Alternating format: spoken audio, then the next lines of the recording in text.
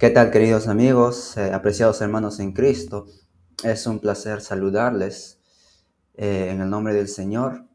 Agradecemos a todos que nos están viendo, a todos los que nos siguen por nuestras páginas de Facebook, por nuestras páginas o por nuestro canal de YouTube.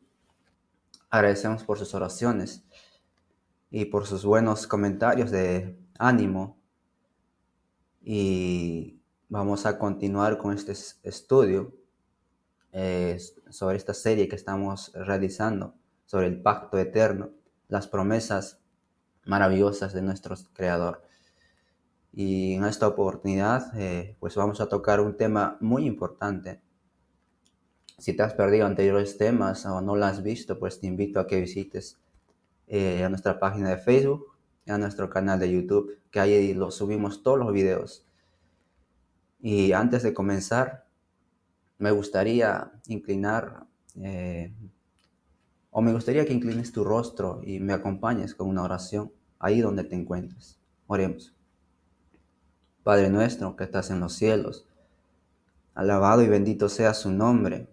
Gracias, Señor, por este día. Gracias, Señor, por enseñarnos lecciones en tu palabra. Padre, esta serie de estudios que estamos haciendo sobre este tema, el pacto eterno, Señor, puede ser de mucha bendición para las personas que están escuchando. Que tu palabra, que tu evangelio, Señor, pueda ser una delicia, podamos deleitarnos, podamos gozarnos, Señor, en tu palabra. Y así, Señor, se pueda dar el mensaje a todo el mundo. Rogamos tu presencia en el nombre de Jesús. Amén. Bien, como les dije, vamos a continuar este tema. Anterior tema se trató sobre la Pascua. Es un tema muy importante que se trató la Pascua, pero esta ocasión vamos a ver un tema que sucedió después de la Pascua. Antes de la salida de Egipto, pues el Señor había dado instrucciones de cómo debían salir los israelitas, ¿verdad? Pero ahora vamos a ver la gran liberación, de cómo el Señor se propone liberar a su pueblo, o cómo el Señor lo liberó en ese entonces a su pueblo. Vamos a verlo en nuestro primer texto listado. Es esto, Éxodo 29:31. Y vamos a leer una serie de textos que son muy importantes, ¿no? De hecho, es una historia, pero vamos a ver de cómo el Señor los libertó a los israelitas de la tierra de Egipto con gran poder, con brazo extendido, dice su palabra, con su mano poderosa, ¿no? Los libró. Y dice: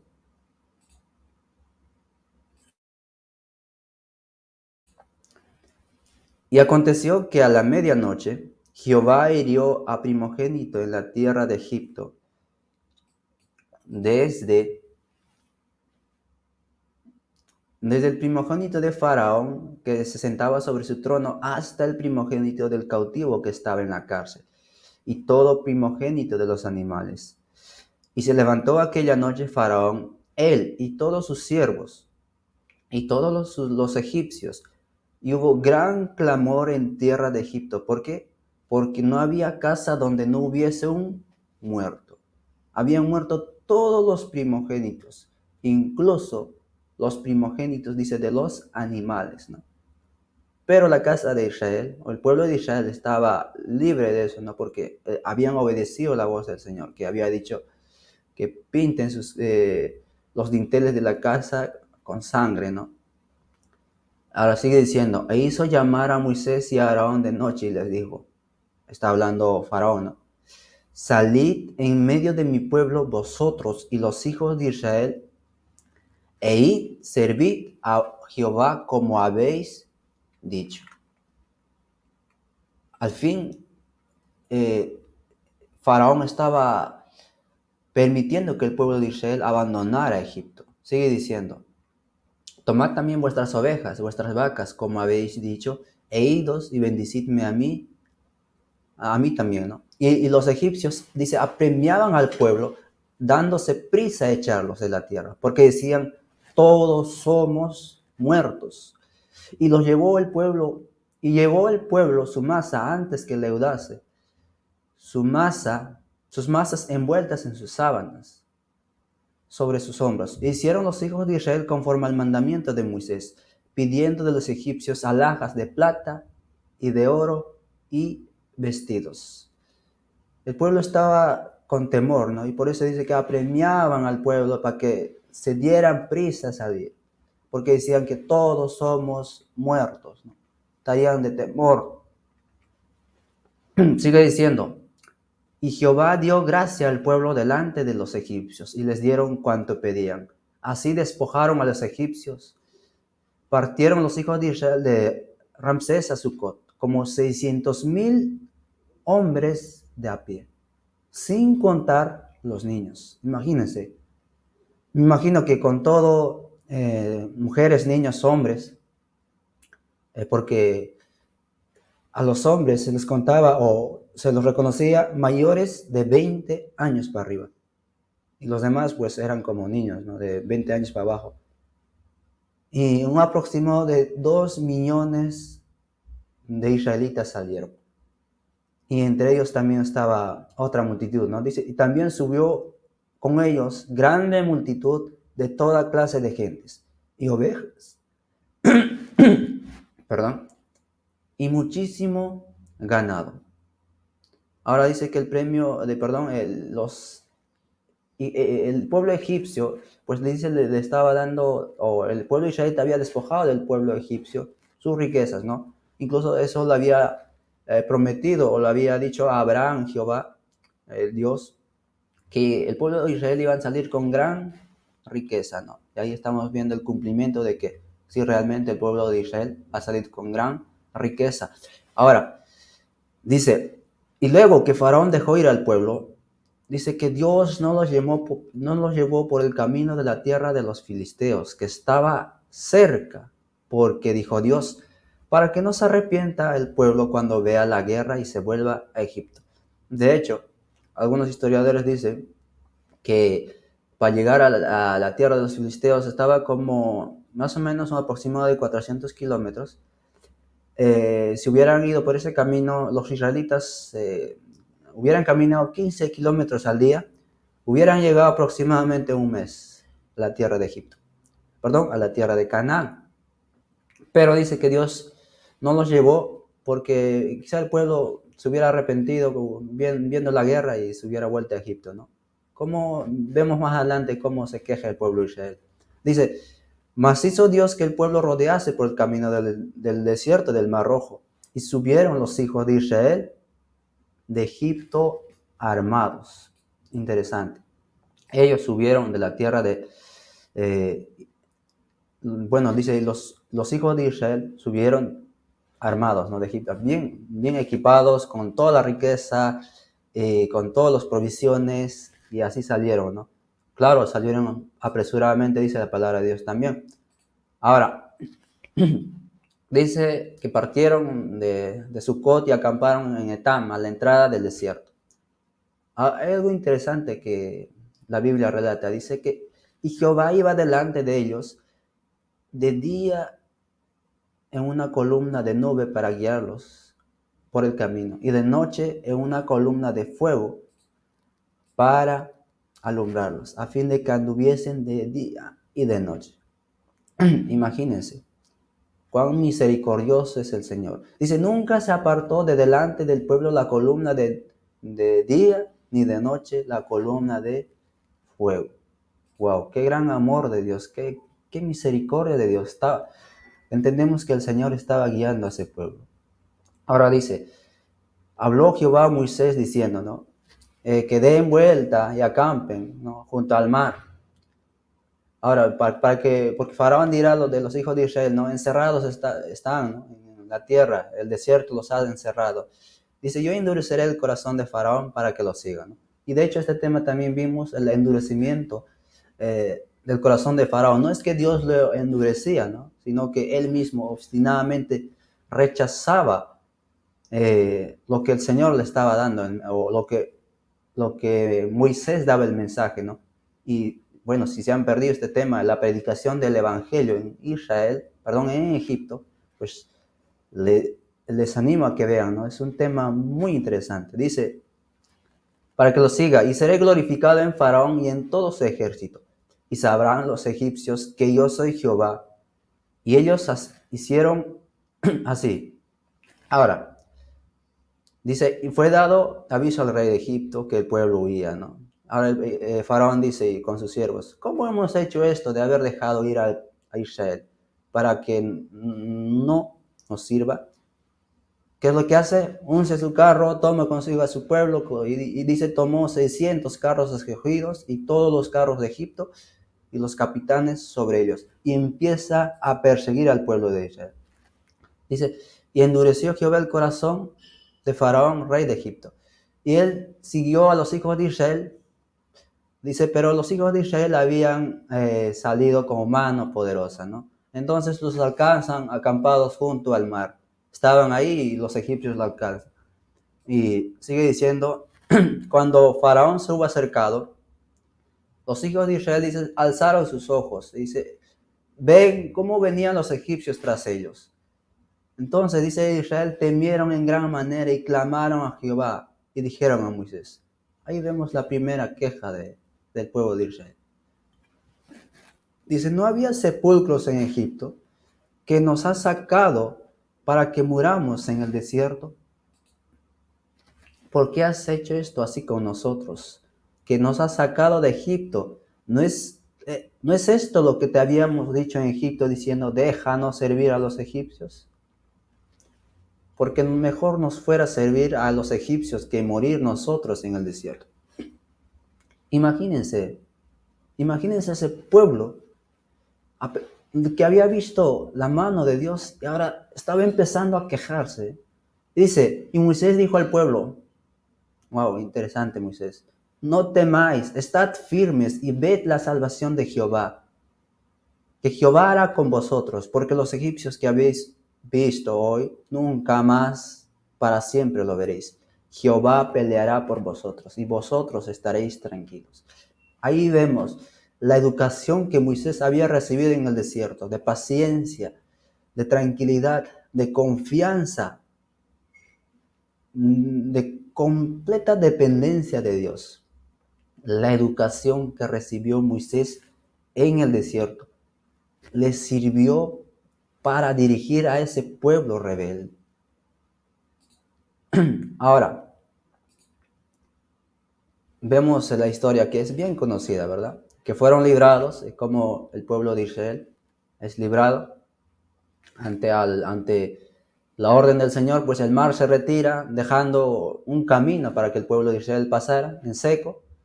Y cuando los egipcios intentan hacer lo mismo, pues el mar vuelve a su estado, ¿no? Y ¿qué hacen los egipcios? Se hunden, se ahogan, ¿no? Y el texto dice, por la fe pasaron el mar rojo como por tierra seca. E intentando los egipcios hacer lo mismo, fueron ahogados. Interesante, ¿no? Ahora, podemos aprender algunas lecciones prácticas, lecciones muy importantes para nuestra vida espiritual. Sabemos que Dios estaba dirigiendo al pueblo. Decía el texto luego que el faraón dejó ir al pueblo, no los llevó por la tierra de los filisteos, ¿verdad? Dios no los llevó, porque Moisés no sabía, ¿no?, qué camino tomar o qué hacer. Solo sabía lo que el pueblo sabía, ¿no? Moisés sabía solo solo lo que el Señor le decía, eso sabía, ¿no? Y Dios se podía comunicar con Moisés. Debido a que Moisés, dice la palabra de Dios, que fue a la verdad fiel en toda la casa de Dios. Ahora, cuando el pueblo empieza a murmurar, empieza a quejarse, no lo hizo contra Moisés, lo hizo contra Dios. Cuando dijeron a Moisés, ¿por qué nos has hecho esto? ¿Por qué nos has sacado de Egipto? Realmente estaban oponiéndose a la intervención divina, ¿no? Estaban oponiéndose de que no era Dios que les había sacado, ¿no? Estaban empezando a desconfiar de Dios, ¿no? Pues sabían que bien que Dios era el quien había enviado a Moisés. Dice, ante el primer peligro, ante el primer dificultad que se les vino, ante el primer problema, su fe del pueblo se vino abajo. Olvidaron lo que Dios había hecho por ellos, olvidaron lo que Dios había obrado en favor de ellos, ¿no? Cuán poderosamente había obrado para su liberación de Egipto. Y el último juicio, la última plaga que cayó sobre Egipto, debería haber sido suficiente como para enseñarles a confiar plenamente en el Señor, a confiar en que Él era capaz de salvarlos de los egipcios, capaz de libertarlos, ¿no? de cuando estaban siendo perseguidos. No era el plan de Dios que entrar en alguna lucha alguna, en una guerra, ¿no? Él los condujo a través del desierto a fin de que no vieran la guerra. No, no, no era la voluntad de Dios que ellos empezaran empezaran una guerra, ¿no? Porque sabía que yendo por ese camino los egipcios le perseguirían. Entonces los hijos de Israel no tuvieron nunca mayor necesidad de luchar que cuando los egipcios lo encerraron entre ellos, ¿no? En el Mar Rojo. Ahora Moisés lo anima diciendo, Jehová peleará por vosotros, vosotros estaréis tranquilos. Ahora, se puede argumentar quizá la razón por que Dios no quiso que pelearan es porque no estaban preparados para la batalla, ¿no? Y eso es cierto, que no estaban preparados para la batalla. Pero recordemos que el Señor podía librarlos a ellos, podía pelear en lugar de ellos, ¿no? Tanto como lo hizo después, ¿no? Él lo peleó en sus batallas, Él los libró de muchas dificultades, ¿no? Y en otras ocasiones también libró sin una acción bélica por parte del pueblo. Y cuando consideramos las circunstancias de la liberación de Egipto, de cómo el Señor obró maravillosamente, ¿no? La intervención directa del poder de Dios, sin la participación del poder humano alguno, excepto seguir y obedecer la voz del Señor, confiar en la palabra del Señor, ¿no? Comprendemos que no era la voluntad de Dios que asumieran una acción bélica alguna en su propia defensa. Ahora, también debemos aprender que el camino más corto y aparentemente más fácil no siempre es el camino mejor. La ruta más directa que atravesaba la tierra de los filisteos no era el mejor para los israelitas. El hecho de que lleguemos a situaciones difíciles, ¿no? Que quizá veamos un camino sin salida, no haya otra salida, estemos entre la espada y la pared, ¿no? No es evidencia de que Dios no nos está conduciendo, al contrario. Dios llevó a los hijos de Israel a aquella apretura en el desierto, entre los montes y el mar, tan seguramente como lo que los sacó de la tierra de Egipto. Sabía que ellos no podían valerse por sí mismos en aquella trampa y los llevó deliberadamente allí a fin de que pudieran ver como nunca antes que ese mismo Dios que les había sacado de la tierra de Egipto estaba a cargo de su seguridad, que Él era capaz de realizar la tarea que se había asignado. Aquella dificultad tenía como objetivo que que aprendieran a confiar plenamente en Dios. Eso era, de que su fe se afianzara más en Dios. Ahora, otra lección que podemos aprender es que no debemos juzgar o condenarlos a ese pueblo de Israel por su incredulidad, porque la palabra de Dios nos dice en Romanos, por lo cual eres inexcusable, oh hombre, quien quiera que seas tú que juzgas, pues en lo que juzgas a otro, te condenas a ti mismo, porque tú que juzgas haces lo mismo. ¿No? Que cuando lo condenamos a ese pueblo de Israel por no confiar en el Señor, estamos admitiendo que sabemos que no hay excusa para nuestras murmuraciones, no hay excusa para nuestros temores, no hay excusa para nuestra desconfianza del Señor, ¿no? Porque al hacer eso, estamos haciendo o actuando lo mismo que el pueblo Israel. Tenemos toda la evidencia del poder de Dios que tenían ellos.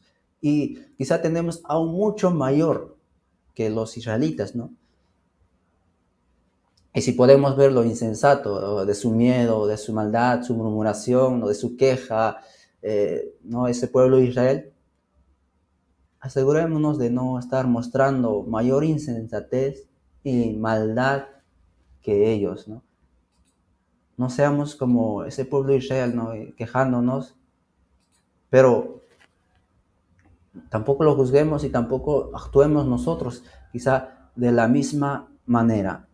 Ahora, el Señor en su palabra dice que va a haber una segunda liberación. Hay una lección que aún debemos prestar atención. Y es de especial importancia, pues incluye a todas las demás promesas. Lo encontramos en Isaías, en capítulo 11. Este capítulo contiene, en pocas palabras, la historia completa del Evangelio, desde el nacimiento de Cristo hasta la liberación final de los santos en el reino de Dios, y también contiene la destrucción de los impíos. Leamos lo que dice. Dice, saldrá una vara del tronco de Isaí y un vástago retoñará de sus raíces, y reposará sobre él el espíritu de Jehová, espíritu de sabiduría, de inteligencia, espíritu de consejo, de poder, espíritu de conocimiento y de temor de Jehová. Y le hará entender diligentemente el temor de Jehová. Ahora, recordemos, hagamos la comparación con Lucas 4:18, cuando Jesús empieza a leer el rollo del profeta Isaías y dijo, el Espíritu del Señor está sobre mí, por cuanto me ha ungido para dar buenas nuevas a los pobres. Me ha enviado a sanar los quebrantados de corazón y a pregonar libertad a los cautivos y vista a los ciegos, a poner en libertad a los oprimidos. Wow.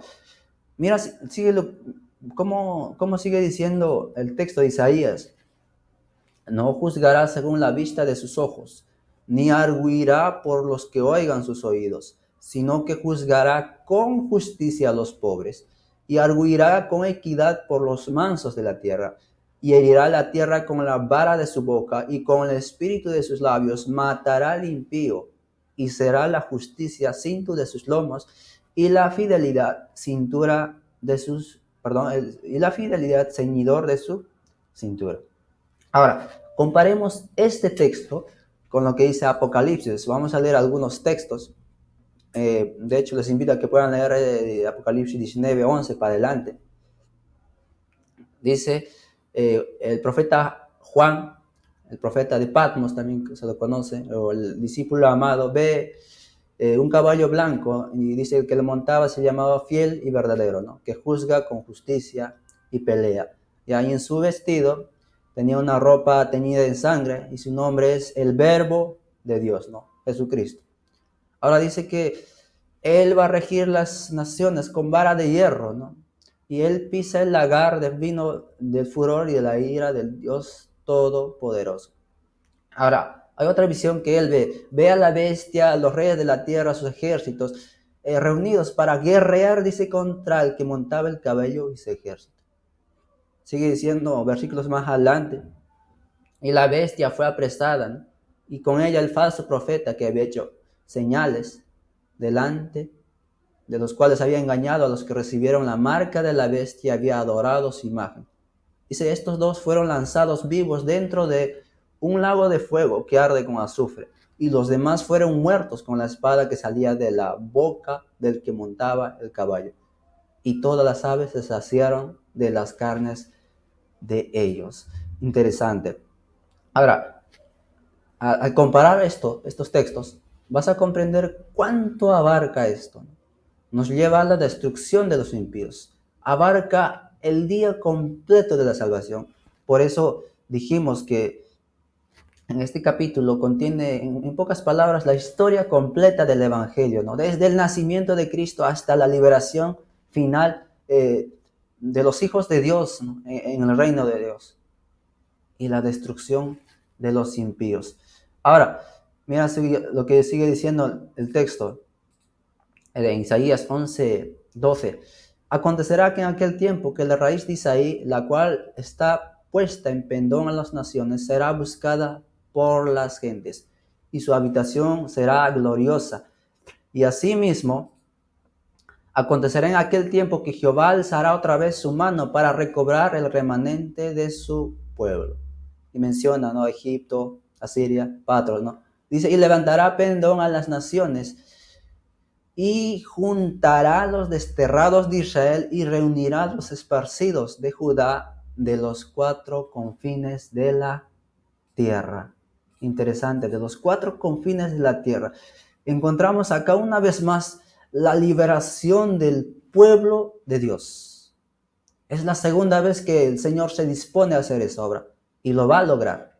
Tenlo por seguro. La primera vez lo hizo con Moisés, pero el pueblo de Israel no entró debido a su incredulidad.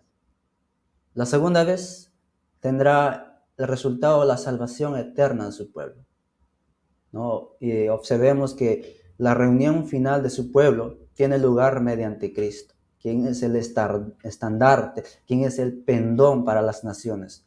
Pues Dios está visitando a los gentiles para tomar de entre ellos un pueblo para su nombre, ¿no? Y la palabra de Dios nos dice que han de ser reunidos, de los cuatro confines de la tierra, ¿no? Y dice, enviará a sus ángeles con gran voz y trompeta, y juntará a sus escogidos de los cuatro vientos, desde un extremo del cielo hasta el otro. Wow, qué promesa, qué liberación, qué gran poder se va a manifestar. Que esa liberación tiene que ocurrir en los últimos días, al final mismo del tiempo, ¿no? Y es evidente que el Señor va a juntar al resto, al remanente, a su pueblo, ¿no? Hasta el último resto de él.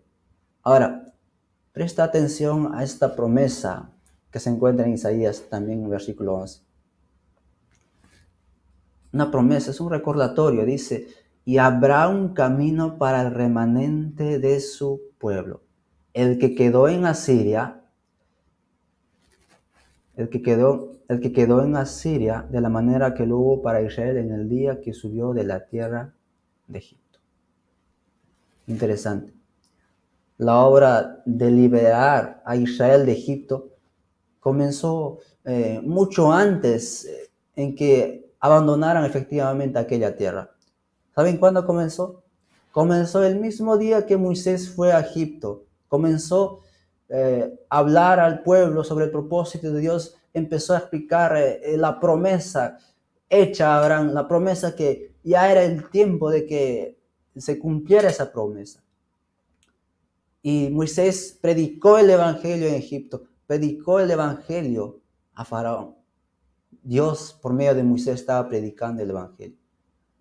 Toda demostración del poder de Dios en Egipto, que no fue otra cosa sino la proclamación del evangelio. Era parte de la obra de la liberación.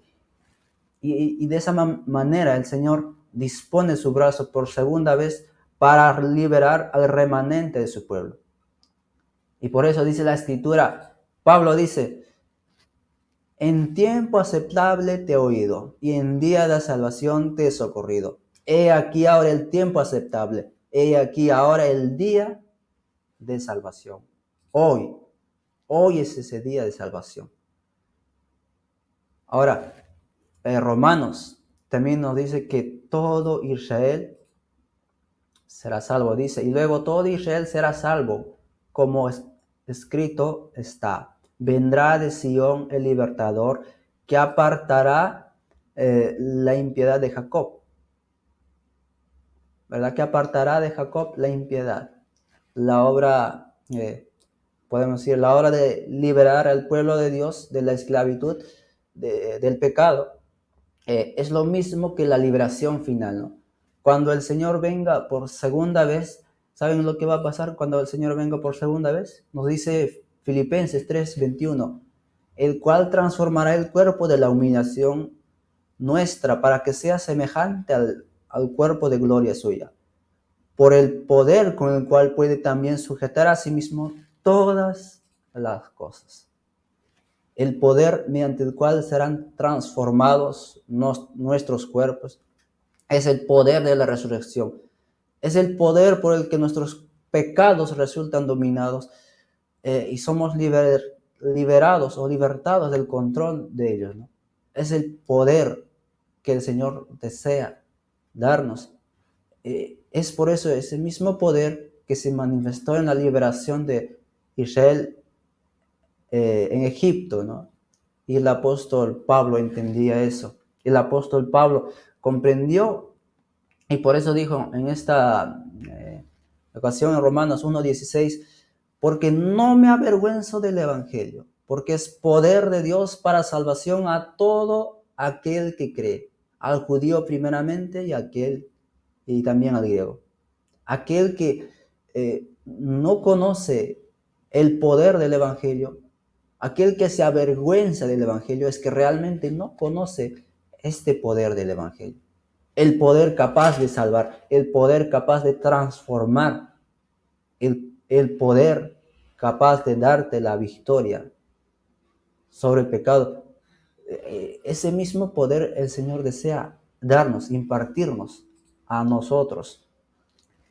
Toda aquella persona, tú que me estás mirando, joven, amigo, amiga, hermano en Cristo, si tú deseas conocer la grandeza de ese poder, no tienes que hacer más que contemplar la liberación de Israel de Egipto y la división del Mar Rojo, ¿no? Tienes un ejemplo práctico ahí. Es ese poder que ha de acompañar a la predicación del Evangelio en los días inmediatamente precedentes a la venida del Señor. Es ese poder que vamos a ver en los postreros días. Y no está lejos eso, está pronto a manifestarse. La manifestación de los hijos de Dios. El mundo realmente va a conocer a los verdaderos cristianos. Quizá hoy en día se pregunte, ¿y dónde están esos cristianos? Que no lo vemos. En el mundo cristiano, pues, solo hay profesos cristianos, se pelean por una cosa, por otra cosa, pero no vemos esa manifestación, ese poder que el Evangelio tiene para su pueblo. El Señor lo que se propone es darnos ese poder a ti y a mí. Y que como Pablo podamos decir, no me avergüenzo del Evangelio porque es poder de Dios para salvación a todo aquel que cree. Poder, dinamos, o el Evangelio dinamos, ¿no? O dinamita, es potencia de Dios. Eso es lo que el Señor quiere impartirnos hoy. Hoy, y depende de nosotros si lo recibimos. Ahora, hay algo que también la palabra de Dios muestra, es un estudio que también debemos considerarlo cuidadosamente. Es el cántico de liberación, el cántico que hicieron el pueblo de Israel después de cruzar el Mar Rojo, después de que el Señor ha obrado milagrosamente en favor de su pueblo, ha destruido al pueblo Egipto, ¿no? A los egipcios. Y vamos a leer algunos textos de Génesis 15, de Éxodo 15. Es el cántico de Moisés y el cántico de los hijos de Israel. No cantan, dice a Jehová. Dijeron, cantaré yo a Jehová porque se ha magnificado grandemente. Ha echado en el mar el caballo y al jinete. Jehová es mi fortaleza y mi cántico y ha sido mi salvación. Este es mi Dios, lo alabaré. Dios de mi Padre, lo enalteceré. Jehová es varón de guerra, Jehová es su nombre. Y sigue diciendo, echó en el mar los carros de Faraón y su ejército. Y sus capitanes escogidos fueron hundidos en el mar rojo. Continuemos. Dice, los abismos lo cubrieron, descendieron a las profundidades como piedra. Y esto dice, tu diestra, oh Jehová, ha sido magnificada en poder. Tu diestra, oh Jehová, ha quebrantado al enemigo. y con la grandeza de tu poder has derribado a los que se levantaron contra ti. Enviaste tu ira, los consumió como hoja rasca. Eso es lo que el Señor hizo. Esto es lo que el Señor hizo con los egipcios, con los enemigos del pueblo de Dios. Los destruyó. Y justamente vamos a estudiar esto es lo mismo lo que va a hacer el Señor con su pueblo. Y vamos a avanzar. Dice, el enemigo dijo, perseguiré, apresaré, repartiré despojos. No, pero dice que el siguiente versículo, soplaste con tu viento, los cubrió el mar, se hundieron como plomo en las impetuosas aguas. ¿Quién como tú, oh Jehová, entre los dioses? ¿Quién como tú, magnífico en santidad, terrible en maravillosas hazañas, hacedor de prodigios? Extendiste tu diestra, la tierra los tragó. Sigue diciendo, condujiste en tu misericordia a este pueblo que redimiste. Wow, qué gran promesa. Qué cántico que que el pueblo de Israel estaba cantando, ¿no? Lo llevaste con tu poder a tu santa morada. Lo oirán los pueblos y temblarán. Se apoderará dolor de la tierra de los filisteos. Entonces los caudillos de Edom se turbarán. A los valientes de Moab les sobrecogerá temor. Se acobardarán todos los moradores de Canaán. Y miren lo que dice. Caiga sobre ellos temor y espanto. A la grandeza de tu brazo, enmudezcan como una piedra, hasta que haya pasado tu pueblo, oh Jehová, hasta que haya pasado este pueblo que tú rescataste.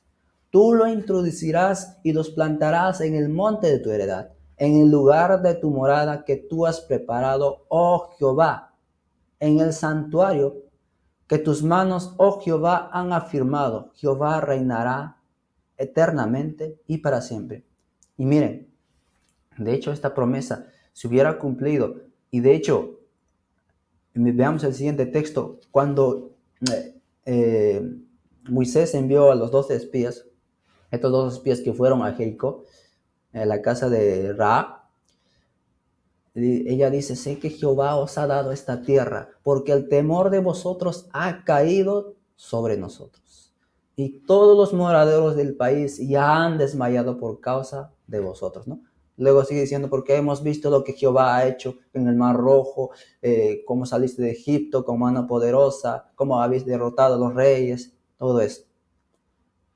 Y dice, perdón, oyendo esto, ha desmayado nuestro corazón, ni ha quedado más aliento en hombre alguno por causa de vosotros. Porque Jehová vuestro Dios es Dios arriba en los cielos y abajo en la tierra. ¿Se dan cuenta, hermanos?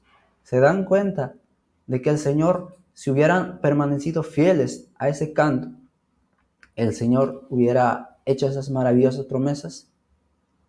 El poder que resultó dividido el Mar Rojo, ¿no?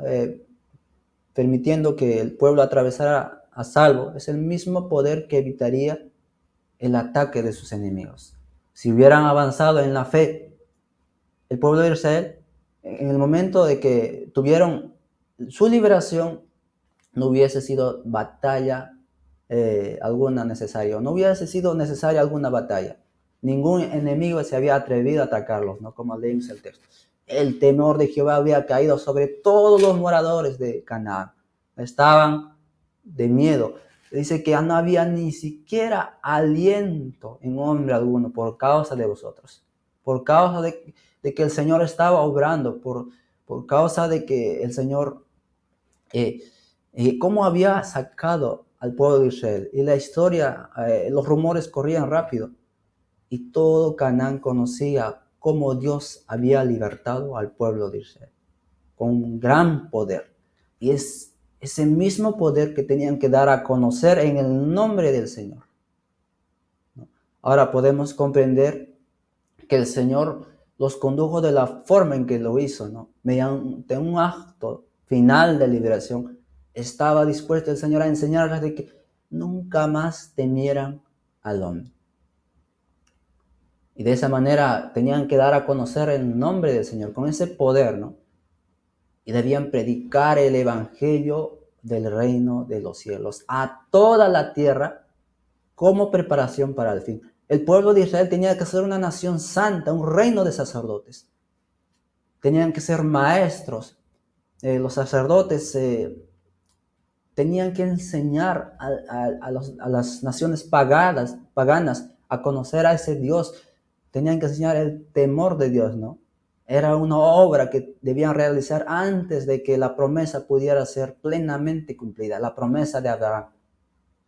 Tenía que hacerse esa obra. Si hubieran guardado la fe, la consumación de la obra no habría tomado quizá mucho tiempo, ¿no? El Señor hubiera obrado maravillosamente en favor de ellos. El objetivo de su liberación era que fuesen establecidos en el monte de la heredad del Señor, ¿no? Una tierra de su propiedad en donde pudieran morar por siempre y de forma segura. Eso no se había cumplido ni siquiera en los días de David, ¿no? Cuando su reino estuvo en apogeo, porque dijo, ¿no?, que Jehová había dado reposo de sus enemigos y él se proponía edificar el templo para el Señor. Y incluso dijo, ¿no?, en Salmos, además, perdón, en Samuel, segundo Samuel 7:10, yo fijaré lugar a mi pueblo Israel y lo plantaré para que habite en lugar y nunca más será removido, ni los inicuos lo aflijan más como al principio. Eso es lo que el Señor se proponía. Ahora, por eso, cuando el profeta Zacarías, en el nacimiento de Juan el Bautista, dijo que el Señor habló por la boca de sus profetas, ¿no?, de que la salvación de nuestros enemigos nos iba a dar de la mano de todos los que nos aborrecieron. Pueden leer Lucas 67 para adelante, ahí está la profecía que hace Zacarías. Dice, y de acordarse de su santo pacto, del juramento que hizo Abraham, nuestro padre, ¿no?, de que nos había de conceder, de que librados de nuestros enemigos sin temor le serviríamos en santidad e justicia delante de él todos nuestros días. Y Zacarías estaba diciendo esa profecía, ¿no?, de que el Señor les hubiera libertado, de que ellos iban a servir sin temor alguno. El plan de Dios al librar a Israel de Egipto fue enunciado en las palabras que vimos en el cántico, en el versículo 18. Tú lo introducirás y lo plantarás en el monte de tu heredad, en el lugar donde has preparado, oh Jehová, tu morada, en el santuario de tus manos, oh Jehová, han afirmado. Ahora, el texto de Hechos 7, 48, dice, el Altísimo no mora en templos hechos de manos, ¿verdad? No mora en templos en templos hechos de mano. Jehová tiene, dice en Salmos, el salmista, en el cielo su trono. Verdadero santuario, la auténtica morada de Dios, ¿verdad? Y Hebreos dice que levantó el Señor y no el hombre. Está en el cielo, en el monte Sión. Ahora podemos ver esa armonía, ¿no?, con la promesa hecha a Abraham, a Isaac, a Jacob, promesa que los llevó a considerarse, ¿no?, extranjeros, peregrinos en esta tierra. Esperaban una patria mejor. Ellos sabían que solo eran extranjeros y peregrinos. Hebreos 11 dice, la ciudad que tiene fundamentos, cuyo arquitecto y constructor es Dios. Ellos esperaban una patria celestial, una tierra mejor, la herencia prometida. Eso es lo que esperaban ellos. Y esa esperanza por tanto tiempo anhelada, con el pueblo de Israel estaba ahora a punto de hallar su cumplimiento, ¿no? Y se había cumplido, y se hubiera cumplido con seguridad si los hijos de Israel hubieran guardado la fe expresada en su cántico. El Señor hubiera cumplido esa promesa si ellos se hubieran mantenido con esa misma fe que habían salido, con esa misma fe que habían entonado su cántico. La liberación de Israel de Egipto y el paso del Mar Rojo, pues nos proveen ánimo a nosotros, ¿no? Como pueblo de Dios, que estamos en los últimos días, ¿no? Que el Evangelio dice que cuando sea manifestada la salvación del Señor, y el Señor promete en Isaías 9, 51:9, para adelante dice: despiértate, despiértate, vístete de poder, oh brazo de Jehová, despiértate como en el tiempo antiguo. Y sigue diciendo, ¿no? Cómo el Señor obró maravillas en su pueblo. Dice la última parte: ciertamente volverán los redimidos de Jehová, volverán a Sión cantando, y gozo perpetuo y habrá sobre sus cabezas. Tendrán gozo, alegría, y el dolor y el gemido huirán. Wow, qué gran promesa del Señor. ¿No alabáis por su gran misericordia al Señor? Qué misericordia, qué gran amor del Señor. Si los israelitas del antiguo hubieran continuado cantando y no hubieran comenzado a murmurar, a quejarse, no tantas cosas que hicieron, habrían alcanzado rápidamente Sion. Dice la palabra de Dios: la ciudad cuyo arquitecto, cuyo constructor es Dios. Ahora, cuando los redimidos, cuando el pueblo de Dios final, el Señor more al fin en el monte de Sion, teniendo las arpas de Dios, dice la Escritura, Apocalipsis 15, 3, 4, dice: y cantan el cántico de Moisés, siervo de Dios, y el cántico del Cordero, diciendo: grandes y maravillosas son tus obras, Señor Dios Todopoderoso, justos y verdaderos son tus caminos, Rey de los santos. ¿Quién no te temerá, oh Señor, y glorificará tu nombre? Pues solo tú eres santo, por lo cual todas las naciones vendrán y te adorarán, porque tus juicios se han manifestado. Y dice la Escritura que nadie podía aprender aquel cántico, sino aquellos 144,000. El pueblo de Dios que va a estar vivo en el día de Dios. Es un cántico de liberación, es un cántico de victoria, es un cántico de su experiencia de aquel pueblo. De igual forma en que los hijos de Israel entonaban el cántico de victoria en la orilla del Mar Rojo, antes de haber alcanzado la tierra prometida, es de esa misma manera. Los hijos de Dios en los últimos días cantarán el cántico de victoria antes de haber alcanzado la Canaán celestial. Y eso está en la Biblia, está la promesa, ¿no? Y aquí está el cántico, ¿no? Cuando leas ese cántico, puedes compararlo con la parte inicial del cántico de Moisés en el Mar Rojo. Y hemos visto que cuando el Señor se dispone obrar, se dispone su mano por segunda vez para rescatar al remanente de su pueblo, nos decía el texto, Isaías: y habrá un camino para el remanente de su pueblo. Habrá un camino para el remanente de su pueblo, ¿no? Y ahora, Isaías 12 nos dice: en aquel día dirás: cantaré a ti, oh Jehová, pues aunque te enojaste contra mí, tu indignación se apartó y me has consolado. He aquí, Dios es salvación mía. Me aseguraré y no temeré, porque mi fortaleza y mi canción es Jehová, quien ha sido mi salvación para mí. Sacaréis con gozo aguas de las fuentes de salvación. Interesante. En las fuentes de salvación. Wow, qué gran promesa del Señor.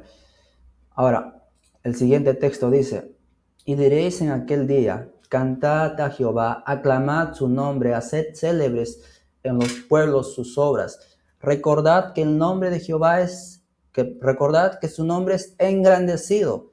Cantad salmos a Jehová, porque ha hecho cosas magníficas. Sea sabido esto por toda la tierra. Regocíjate y canta, oh moradora de Sión, porque grande es en medio de ti el Santo de Israel. Es el cántico con que los redimidos del Señor han de entrar a Sión. Es el cántico del pueblo de Dios. Es un cántico de victoria. Pero, hermano, amigo, lo puedes cantar ya. Ese cántico de victoria lo puedes cantar ahora. Porque dice Primera de Juan, esta es la victoria que ha vencido al mundo. Nuestra fe. La victoria que ha vencido al mundo, nuestra fe. Solo compartiremos la salvación del Señor en la medida que lo proclamemos, que lo prediquemos, que lo anunciemos, mientras que somos conducidos a Sion. Aprenderemos o aprendemos el cántico que entonaremos al llegar allí. Es la gran promesa de que podamos ya vivir eso, cantar ahora ese cántico, el cántico de victoria. Que eso no puede ser nuestra experiencia. Podamos cantar este cántico, que es muy hermoso. Dice, cuando en escena de gloria entone el cántico nuevo, allí estará la antigua historia que tanto he amado, la de Jesús y el Cordero. Queridos amigos, que eso pueda ser nuestra experiencia, que podamos cantar ya ese cántico, porque hemos sido libertados del pecado, porque el Señor desea libertarnos incluso de la muerte.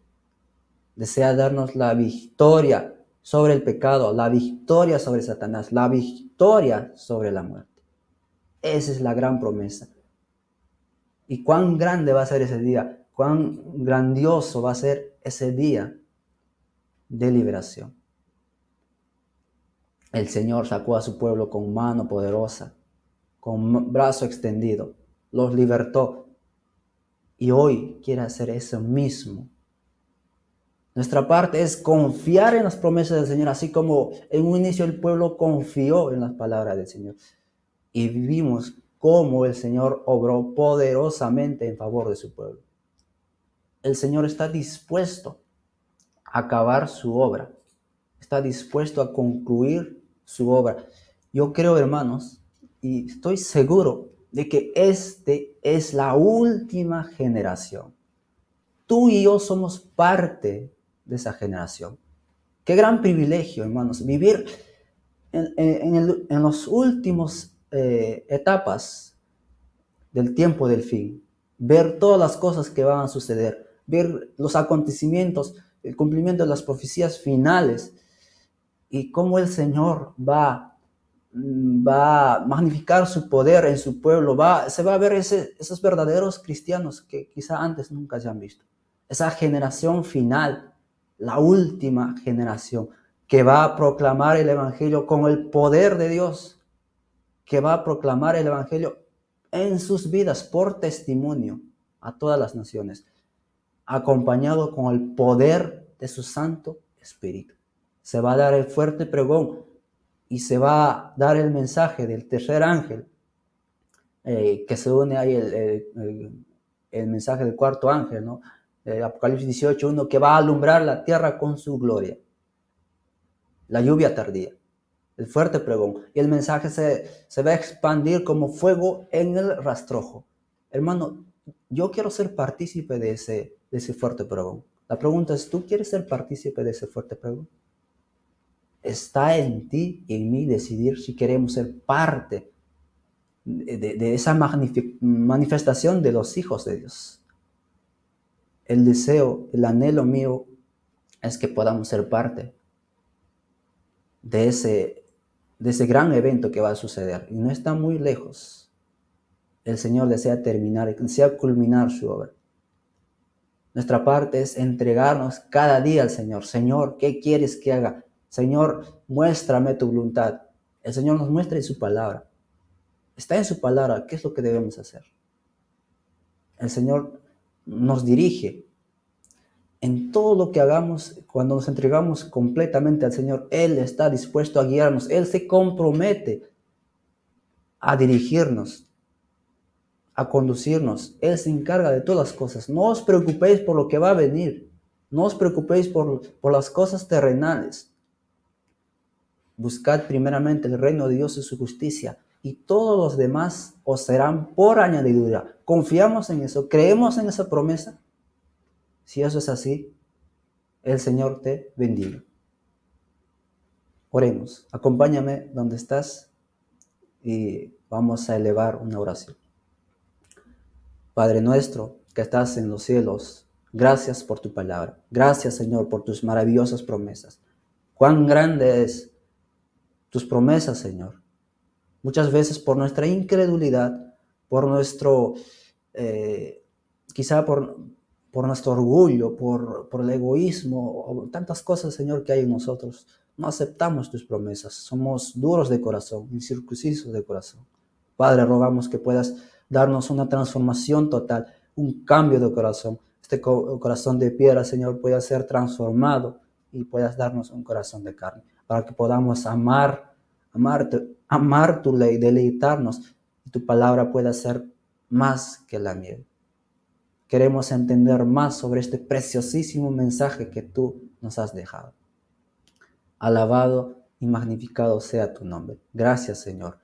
Que la bendición, Señor, pueda ir por todos los lugares, por todos los rincones del mundo. Que tu palabra pueda predicarse por testimonio, Señor. Que en nuestras vidas, Señor, puedan ver los demás, nuestros vecinos, la gente que nos rodea, Señor, puedan ver que hemos estado contigo, hemos andado contigo estrechamente. Hemos tenido una comunión íntima contigo, Señor. Gracias, Padre, por tus promesas. Te agradecemos en el nombre de Jesús. Amén. Bien. Pues les invito a que puedan seguir viendo los videos. Los que aún no han visto los anteriores temas están, como ya les dije, en nuestra página de Facebook y en nuestro canal de YouTube. Este tema del pacto eterno es un estudio muy precioso. Y puedan también estudiarlo, ¿no? Conseguir el material, el libro Pacto Eterno de E.J. Waggoner. Es un libro muy precioso. Y pues no se olviden de compartir estos videos y a seguir orando. Es lo que pedimos, sus oraciones, para que podamos seguir continuando con estos temas. Más adelante se vienen temas muy interesantes del pueblo, del peregrinaje del pueblo de Israel, el monte de Sinaí, la ley cuando se proclama, todo eso vamos a ver. Y claro, el Señor, si así lo permite.